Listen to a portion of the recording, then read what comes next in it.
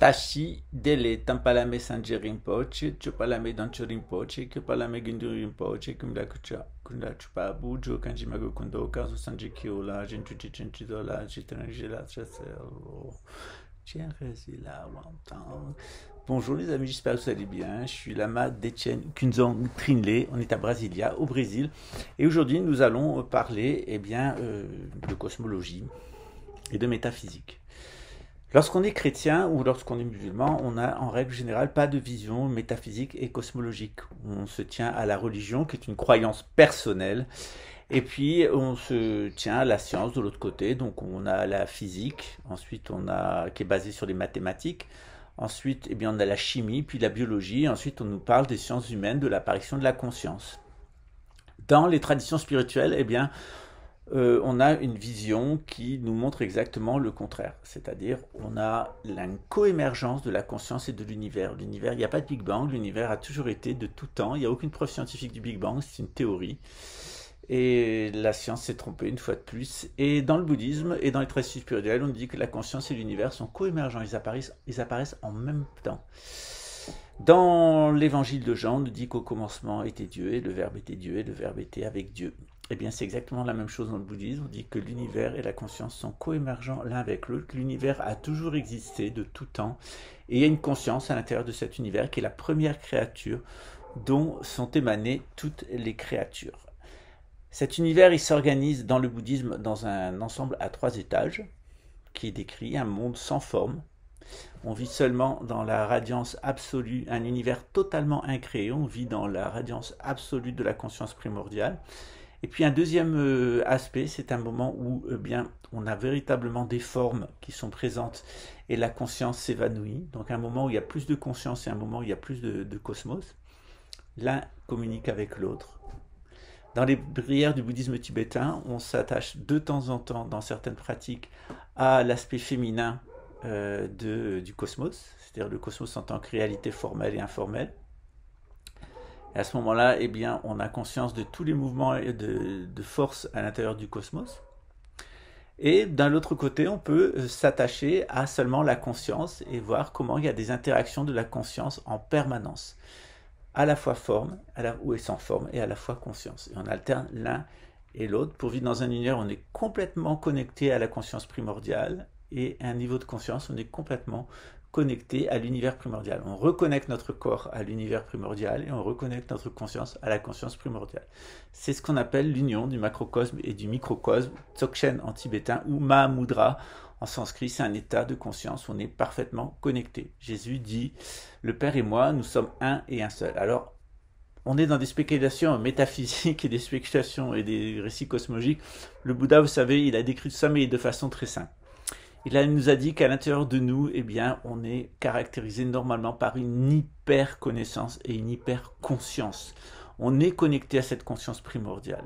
De l'autre côté, tous ces mouvements de force, d'énergie, etc., on les ressent à l'intérieur de nous.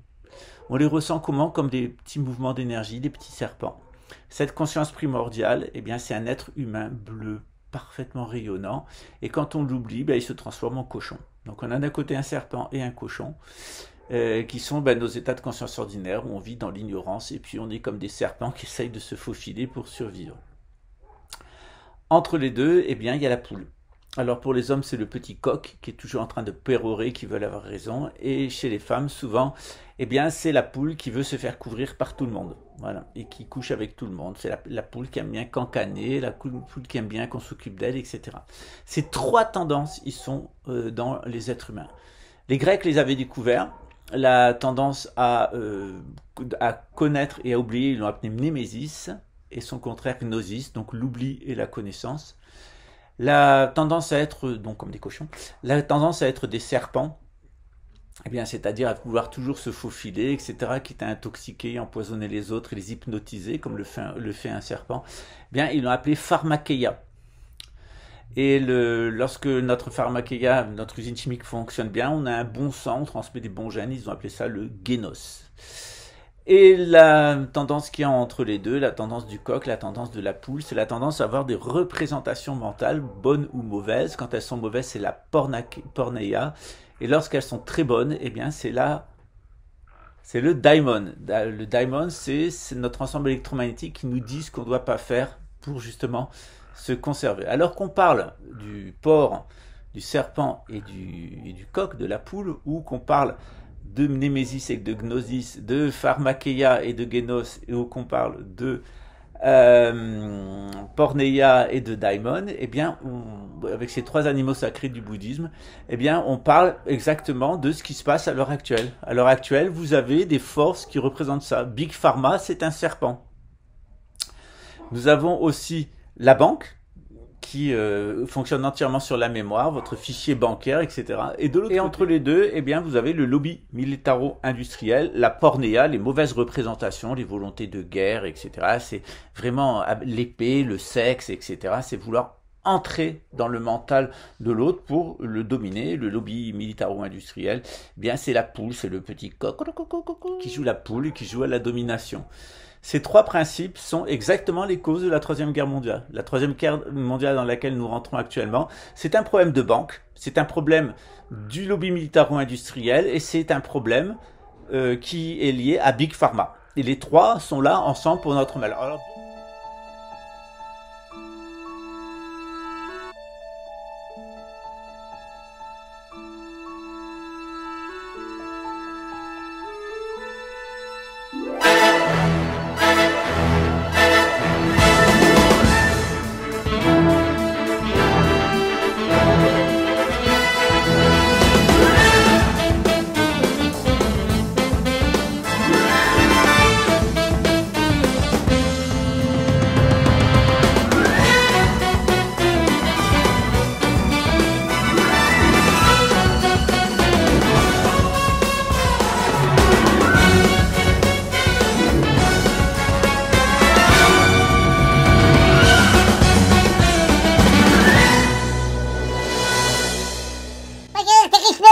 on va débunker les casards.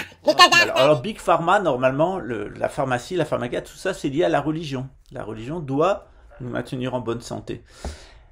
Le lobby militaro-industriel, normalement, c'est la noblesse. Ça doit être là pour nous protéger, nous faire du bien, etc., maintenir l'ordre et défendre notre territoire. Elle ne le fait plus, tout est devenu un désordre absolu.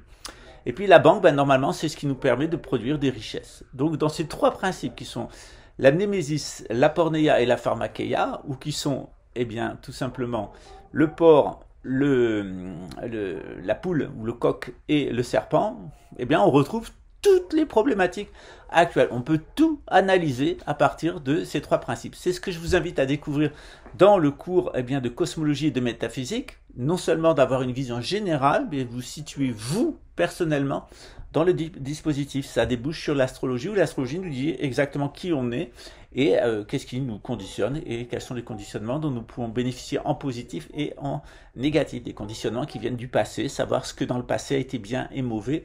Tout ça est inscrit à l'intérieur de nous, c'est l'arbre de la connaissance du bien et du mal. On doit en sortir pour retrouver l'arbre de vie. On n'est plus du tout conditionné par le passé, on atteint l'état de Bouddha, l'état de sainteté, on est complètement lumineux, on abandonne le porc, on abandonne la poule et le coq, on abandonne le serpent, on abandonne ces trois personnages. Dans ma comédie qui s'appelle Sa Conspiration 2, j'en ai fait trois personnages. Le gros porc, c'est Réré du QAnon, qui se vautre dans tout. La poule qui se fait sauter partout, c'est Bibi de Marseille, ça va, ça demande. Et bien entendu, le serpent empoisonneur, c'est Ninine, présidente, grande prêtresse d'Isis de toutes les Égyptes. Voilà, et ces trois cinglés que vous retrouvez dans ma comédie, ces trois cinglés, eh bien, on les travaille en atelier. Pourquoi? Parce qu'ils correspondent aux trois tendances du bouddhisme, qui sont l'ignorance, le désir et l'aversion. Quand vous avez compris ce mécanisme général, vous verrez que vous le retrouverez partout dans toutes nos difficultés. Toutes nos difficultés, elles sont liées à l'ignorance, au désir et à l'aversion. C'est pour ça qu'il faut accéder à la connaissance, il faut avoir des bons désirs, et puis surtout, il ne faut pas rentrer dans l'aversion, c'est-à-dire dans la dualité. Il faut être franc-jeu. Voilà, on se retrouve dimanche pour la suite. Ciao.